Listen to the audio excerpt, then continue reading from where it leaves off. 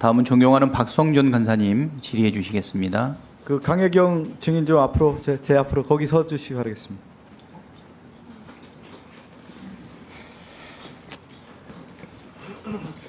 그 우리 강혜경 증인은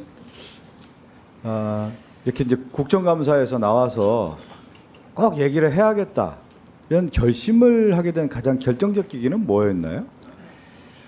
그 많은 기자분들이 연락을 엄청 많이 주시고 계세요. 아까도 좀 잠깐 휴식 시간에도 연락을 주시는데 네. 언론사 측을 통해서 제가 얘기를 하다 보니까 의사 전달이 정확하게 안 되는 경우가 또 많았고, 그리고 이제 언론사들마다 성향들이 다 있기 때문에 약간의 왜곡되거나 뭐 진실되는 부분도 있겠지만은 제 의견이 100% 반영이 안 된다고 생각을 했었고, 아까 이제 그 말씀 들어보면 이제 그 정당인으로서 네. 우리 쪽 정당은 아니지만 국민의힘의 정당원으로서 진실을 밝혀달라 뭐 네, 이런 맞습니다. 의미로 좀 말씀하신 것 같아요. 네, 맞습니다. 그런 내면적인 모습에는 나라가 이렇게 돼서는 안 된다 뭐 이런 뜻인 건가요? 정말 국민의 한 사람으로서 너무 걱정이 됩니다. 저도 윤석열 대통령 투표를 했었고 정말 이 나라가 올바르게 갈 거라고 믿었던 사람 중에 한 사람인데, 정말 지금 명태균이라는 그 대표님이 정말 열심히 일은 하셨지만은 그래도 민간인이지 않습니까? 민간인 한 사람으로 인해서 이 국정이 이게 왔다 갔다 되고 국회의원 말보다는 이 사람의 말이 더 중요시 된다는 이 상황이 정말 좀 슬픕니다. 그 제가 이렇게 쭉 보면 명태균은 개국 공신인 거예요. 제1 공신으로서 인정을 받았던 인물이죠.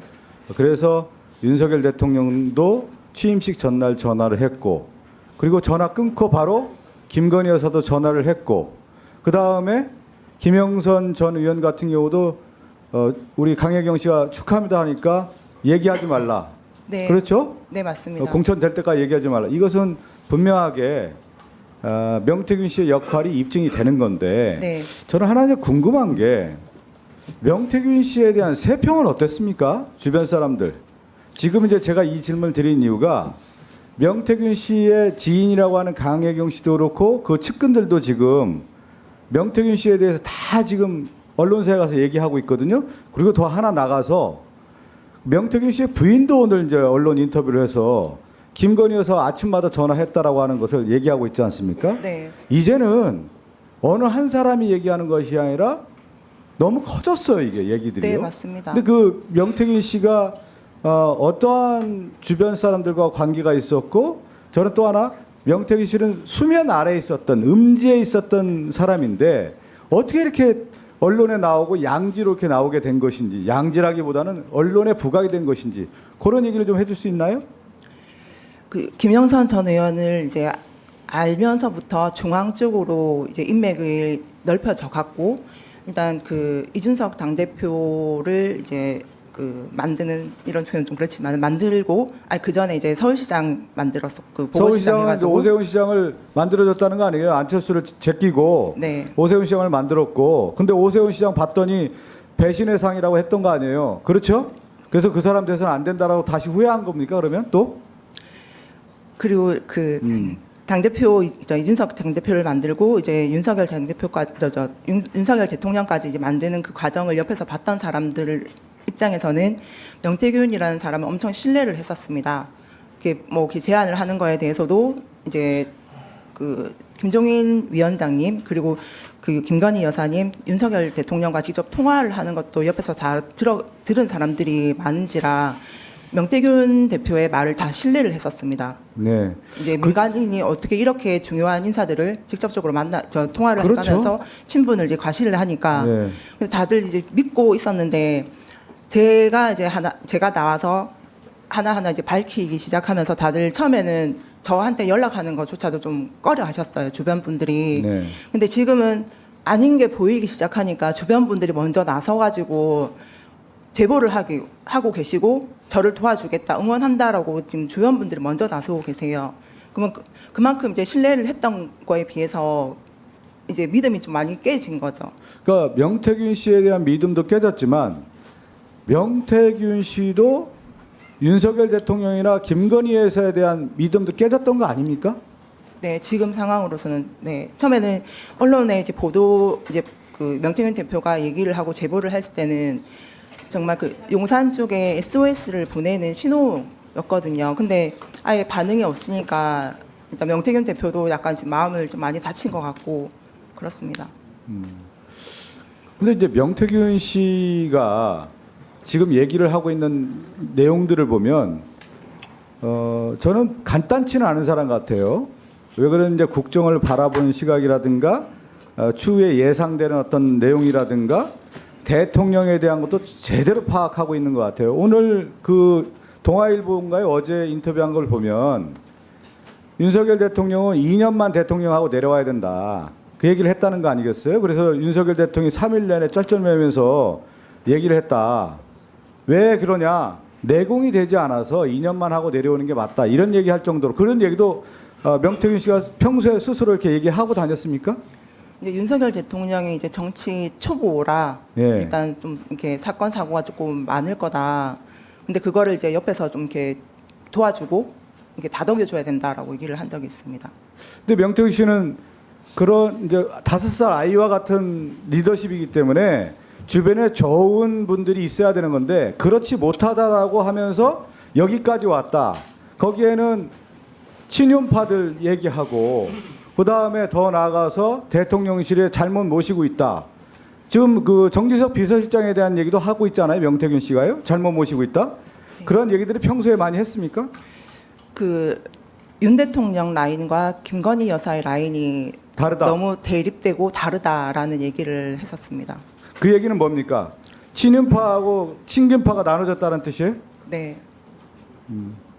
권력의 이제 싸움인데 거기에서 명태균 씨를 김건희 여사인 라인에서 배제했다는 겁니까? 아니면 윤석열 대통령 라인에서 배제시켰다는 겁니까?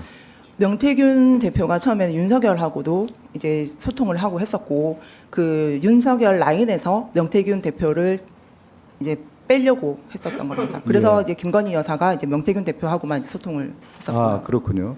이 정도 되면 권력이라는 게 묘해요.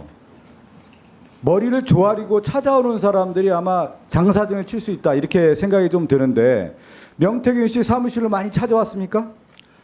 그 사업하시는 분들이 좀 자주 왔었습니다. 정치인들은요? 정치인들은 저걸 막 생각나는 분들이 몇 분 안 계세요. 몇 분 안 계시고 아는 분들이십니까? 그거? 직접 본 사람들이 있어요? 네. 예, 여기 있는 분도 있고요. 여기는 안 계신 것 여기는 같습니다. 옛날에 아니고요? 예전에 한번. 근데 제가 아직도 기억에 생생한 게 뭐냐면 경남지사 선거 있을 때 제가 그 친윤의 가장 핵심이라고 하는 윤한홍 의원이 경남지사가 다 될 거라고 생각을 했어요. 다들 그렇게 생각해요. 왜 그러냐면 여의도 문법으로 보면 근데 박한수 지사가 됐었던 결정적 계기는 지금 얘기를 들어보면 선물로서 명태균 씨가 선물을 받았.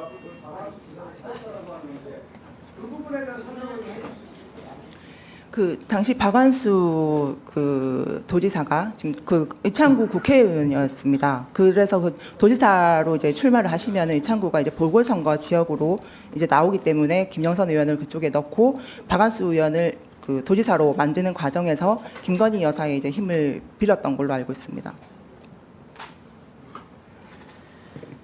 예, 박성준 간사님 수고하셨습니다. 자, 그러면 지금부터 잠시만 주목해 주시기 바랍니다. 제가 구독자분들을 위해서 선물 하나를 준비했는데요. 제가 항상 여러분들께 드리는 말씀이 있습니다. 뉴스만 평소에 잘 챙겨보셔도 돈이 되고 돈을 벌 수 있다라고 말씀을 드렸는데요. 여러분들은 여기 보시는 삼성전자 뉴스를 보고 어떤 생각이 드세요? 아니면 정치인들의 뉴스, 날씨 뉴스를 보고는 어떤 생각이 드시나요?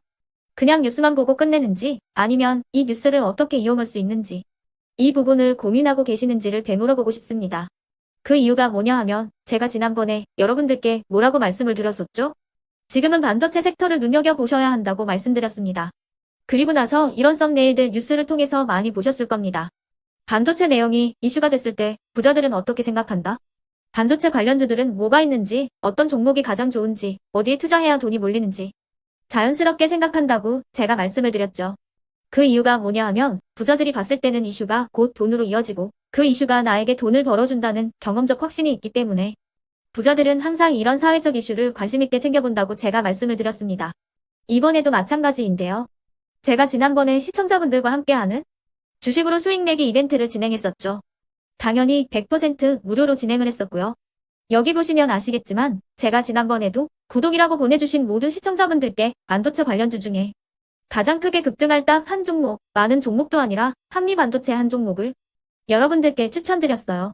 그러면서 여기 나와 있는 대로 정확히 얼마에 매수해야 하는지, 그리고 수익률이 어느 정도 나왔을 때 팔아야 하는지를, 이런 부분들까지 여러분들에게 정확히 알려드렸었는데 지금 실제로 어떻게 되었다? 오른쪽을 보시면 아시겠지만 제가 지난번 문자 발송으로 이 한미 반도체를 소개해드리고 나서 실제로 이렇게 5배 이상 어마무시한 상승이 나왔습니다. 100만 원만 투자를 했어도 무려 500만 원이 넘는 수익금이 생긴 거죠. 그래서 당시에도 굉장히 많은 분들이 제가 드린 이 한미 반도체로 수익을 내실 수가 있으셨을 텐데요.